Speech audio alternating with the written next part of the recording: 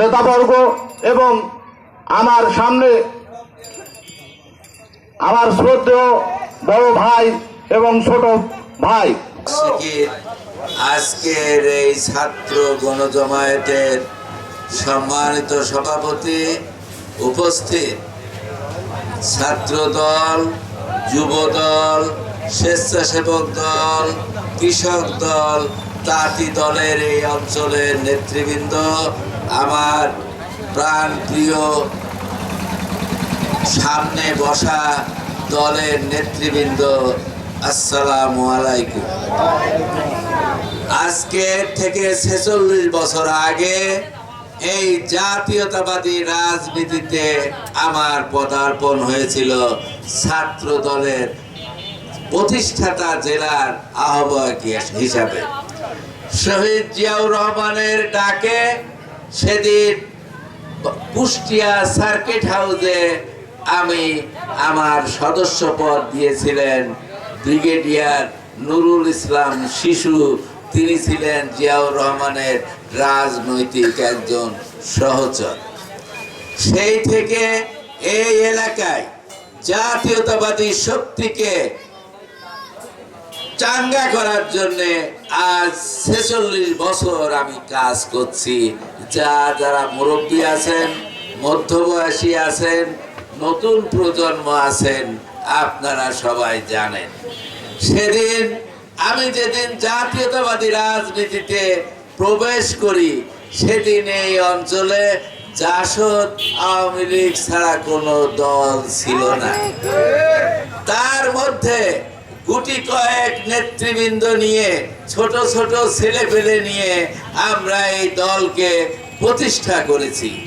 কুমারখালী খুকসায় একটি কোনো কর্মী নাই যে আমার হাত ধরে বিএনপিতে যোগদান করে। এই এলাকার উন্নয়নের জন্য আমরা যখনই সুযোগ পেয়েছি তখনই এই এলাকার উন্নয়নের জন্য আমরা কাজ করেছি। এই কলেজ প্রতিষ্ঠা করেছে, এই কলেজের প্রতিষ্ঠাতার সভাপতি ছিলেন আমার আব্বা গোলাম সরওয়ার মিয়া। সেদিন আমরা তদানীন্তন প্রধানমন্ত্রী শাহ আজিজুর রহমানকে নিয়ে এই কলেজের ঘোষণা দিয়েছিলাম এই পানটিতে। আপনারা যারা জানেন, মুরব্বী তারা জানেন, এবং অনেকে সেই ইতিহাস অনেকেই বন্ধ করতে চান। আমার পিতা এই কলেজের প্রতিষ্ঠাতা মেম্বার ছিলেন গভর্নিং বডিতে।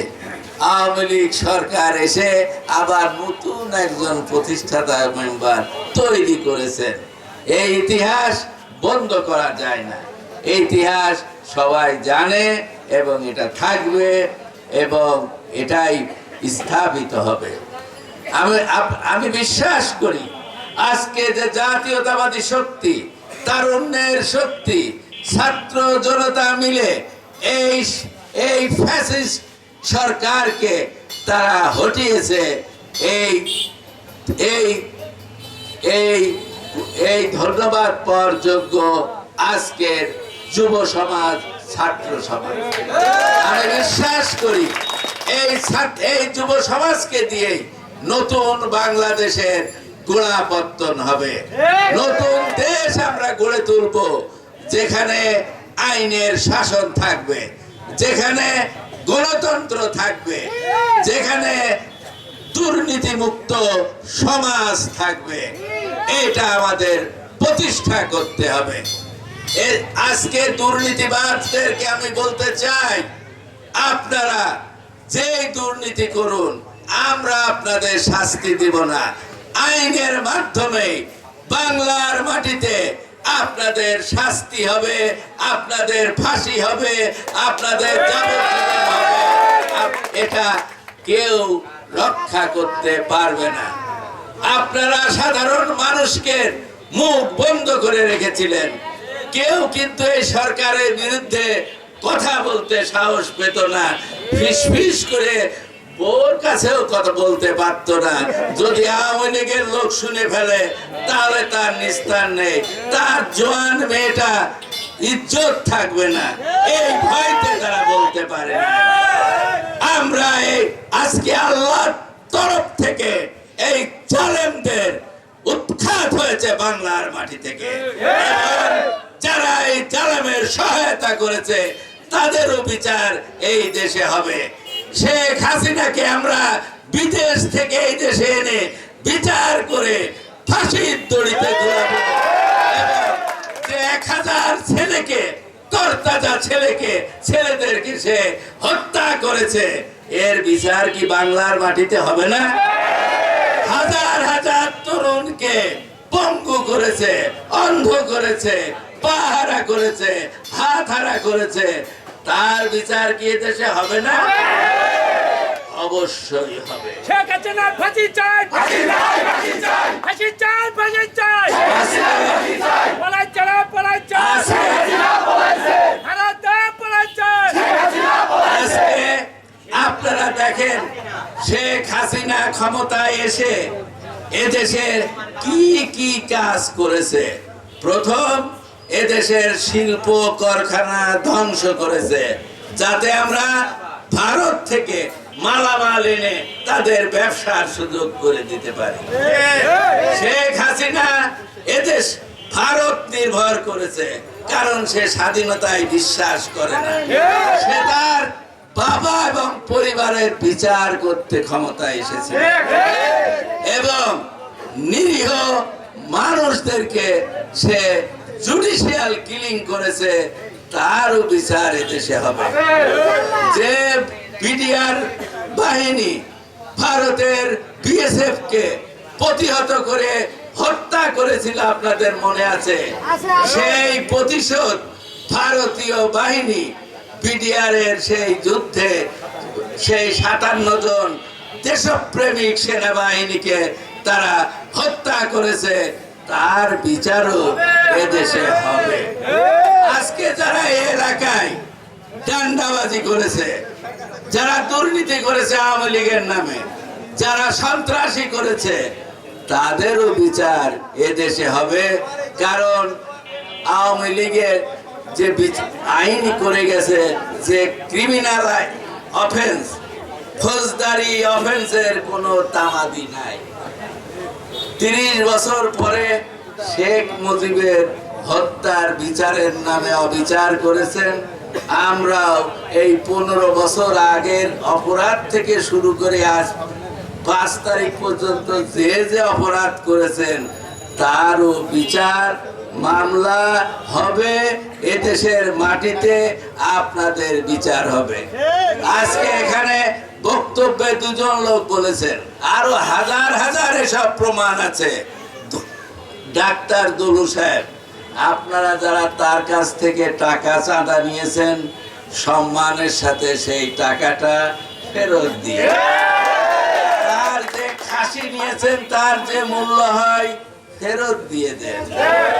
তার যে অত্যাচার করেছেন সেই অত্যাচারের ক্ষতিপূরণ খুব দ্রুত পৌঁছে দেন, তা না হলে এর মামলা যেটা হবে তার বিচার কিন্তু এই অর্থের চাইতে অনেক কঠিন হবে। আমরা প্রতিশোধ দিতে চাই না।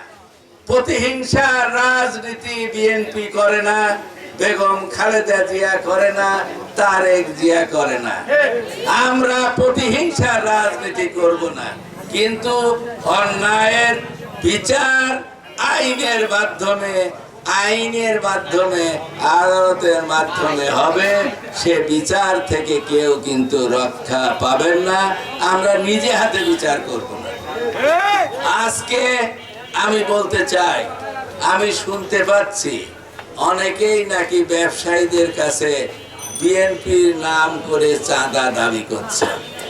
এরকম কাজ যদি কেউ করেন, গোপনে আমাকে ফোনে জানাবেন। তার শাস্তি বিচার তাৎক্ষণিকভাবে হবে এই আশা। যারা হিন্দু ভাইরা আছেন, আমি গত 6 তারিখে কুমারখালী ঘোষণা করেছিলাম, তারা বাংলাদেশের নাগরিক।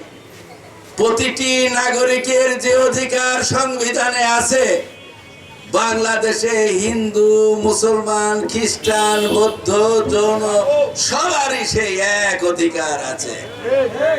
তাদের সমস্ত সম্পত্তি, তাদের ধর্মীয় প্রতিষ্ঠান রক্ষা করার দায়িত্ব জাতীয়তাবাদী দলের কর্মীদের, ছাত্র দল, যুব দল, স্বেচ্ছাসেবক দলের। এবং আপনারা এই আসন্ন যে দুর্গা পূজা আসছে, এই পূজায় আওয়ামী লীগের লোক, ভারতীয় এজেন্টরা এই পূজায় তারা কিন্তু স্যাবোটেজ করতে পারে এবং তারা প্রতিমার হাত ভেঙে এটা ফলাও করে প্রচার করতে পারে। এর থেকে কিন্তু আপনাদের সাবধান হতে হবে, আপনাদের এই পাহারা দিয়ে এগুলিকে রক্ষা করতে হবে, যাতে এই সম্প্রীতির দেশ বাংলাদেশ, ধর্মীয় সম্প্রীতির দেশ, এটা বজায় থাকে। এবং আমি একটা কথা বলতে চাই, যারা আমাদের নেতা কর্মীদেরকে হামলা করেছেন, মিথ্যা মামলা দিয়েছেন, আমরা আপনাদের বিরুদ্ধে মিথ্যা মামলা দিব না, আপনাদের হামলাও করব না, কিন্তু আইনের মাধ্যমে আপনাদের বিচার আমরা করব। সে থেকে রক্ষা পাবেন না, পাবেন না, পাবেন না। প্রিয় ভাইরা, মাগরিবের নামাজের জানাজা আজান হবে। আমি আমার বক্তব্য আজকে দীর্ঘায়িত করব না। এই 46তম প্রতিষ্ঠা বার্ষিকী বলেছে তো, বললাম তো, হামলা নির্বাচনের ব্যাপারে আমাদের অনেক নেতৃবৃন্দ কিন্তু বলেছেন আমাকে প্রার্থী করতে চান। আমি একটা কথা বলতে চাই, ম্যাডাম জেলে যাওয়ার আগে আমি তার সঙ্গে দেখা করেছিলাম এবং আমি বলেছিলাম যে ম্যাডাম আমাকে একটা কেন্দ্রের বিএনপির একটা নেতা করেন। উনি চুপ করে থেকে বললেন, দেখো আমি 7 দিন আগে তো সেই কমিটি সই করে দিয়েছি, এর চাইতে যদি আরো কিছু মূল্যবান উপহার তোমাকে দেই, সেটা কি এর চাইতে বড় হয়, সেটাই কি তোমার ভালো হবে না? তিনি আমাকে আশ্বস্ত করেছিলেন। আমি বিশ্বাস করি দল আমার প্রতি সুবিচার করবে। তবে আমি একটা কথা বলি, সবার সঙ্গে আমি একসাথে রাজনীতি করতে চাই। আজকে যদি মেহেদীর নমিনেশন পাই, আমি তার ভোট করব, কিন্তু তাকেও আদা করতে হবে আমি মনোনয়ন পালি সে যেন ভোট করে। আনসার পরামানিক মনোনয়ন পালে আমি তার ভোট করব, তাকেও আদা করতে হবে আমি মনোনয়ন পালে সে যেন ভোট করে। যে মনোনয়ন পাবে আমি তার নির্বাচন করব। আর আপনারা আমার প্রতি যে সমর্থন দিয়েছেন, তারেক জিয়া জানে কে কাজ করছে, তার অনেক লোক আছে, আমার বলা লাগবে না। আমার এই 46 বছরের দলের প্রতি আস্থা, বিশ্বাস এবং আমার একাগ্রতা, সেখানেই রায় হবে। মেহেদী রবি কিন্তু বিএনপি থেকে বহিষ্কার হয়েছে, আমি কিন্তু বহিষ্কার হয়নি, আমরা ধরে পারি তাকে আবার বিএনপিতে এনেছে। তাই আমি একটা কথা বলতে চাই, আল্লাহ যাকে নির্ধারণ করেছেন জনপ্রতিনিধি হওয়ার, তিনি হবেন। যদি আল্লাহ আমাকে নির্ধারণ করে, অবশ্যই আমি আপনাদের সমর্থন নিয়েই নির্বাচন করব, আপনাদের উন্নয়ন করব, আপনাদের দেখভাল করব, এটা আমি আপনাদের ওয়াদা করতে পারি। সবাইকে আন্তরিক ধন্যবাদ দিয়ে আমি আমার বক্তব্য শেষ করছি। আল্লাহ হাফেজ। বাংলাদেশ জিন্দাবাদ, বাংলাদেশ জাতীয়তাবাদী দল জিন্দাবাদ, শহীদ জিয়া অমর হোক, খালেদা জিয়া জিন্দাবাদ। সভাপতির অনুমতি ক্রমে আমি এই সভা এখানে শেষ